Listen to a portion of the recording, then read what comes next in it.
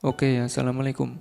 Kali ini saya akan share tentang bagaimana caranya membuat ferrichloride atau pelarut PCB bisa dipakai lebih dari satu kali. Dan ini adalah pelarut PCB yang saya simpan dalam botol.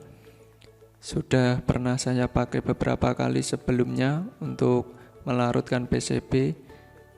Dan sebelum dipakai kembali, seperti biasa ada triknya, yaitu harus dipanaskan terlebih dahulu agar nanti saat digunakan untuk melarutkan PCB tidak terlalu lama.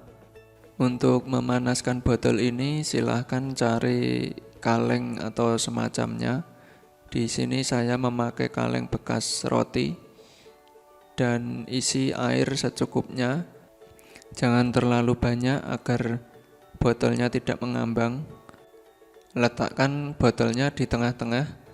Jika mengambang, silahkan kurangi airnya sampai botolnya tidak mengambang, dan jangan lupa untuk dibuka tutupnya. Setelah dibuka tutupnya, panaskan kaleng ini beserta botolnya. Di sini saya menggunakan kompor untuk memanaskan kaleng ini. Nyalakan kompor dan tunggu sampai airnya mendidih. Jangan ditinggal kemana-mana karena jika terlalu lama airnya mendidih, botol ini bisa meleleh. Itu sangat berbahaya karena cairan yang ada di dalam botol ini bersifat korosif. Jika botol ini sampai meleleh, maka cairan di dalamnya akan keluar dan bisa melubangi kaleng ini karena kalengnya terbuat dari besi dan cairannya bersifat korosif.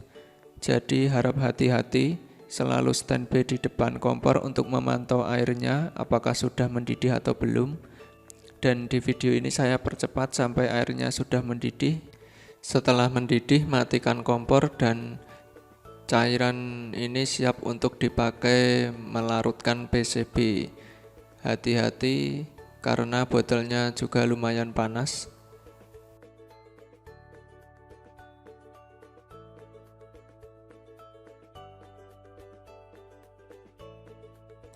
Ini saya tuang ke wadah dan siap untuk melarutkan PCB.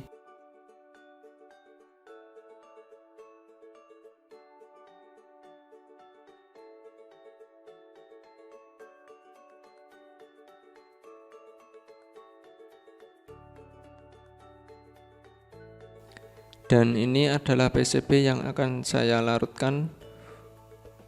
Untuk yang ingin tahu PCB apa yang saya larutkan ini, silahkan cek di video selanjutnya nanti. Link saya taruh di deskripsi di bawah. Saya skip untuk proses pelarutannya dan lihat langsung hasilnya apakah bisa melarutkan PCB tadi atau tidak.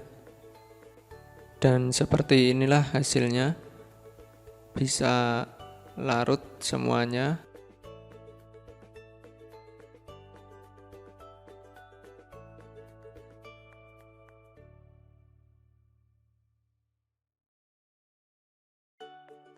Dan untuk cairan pelarutnya bisa disimpan kembali di dalam botol untuk digunakan di lain waktu.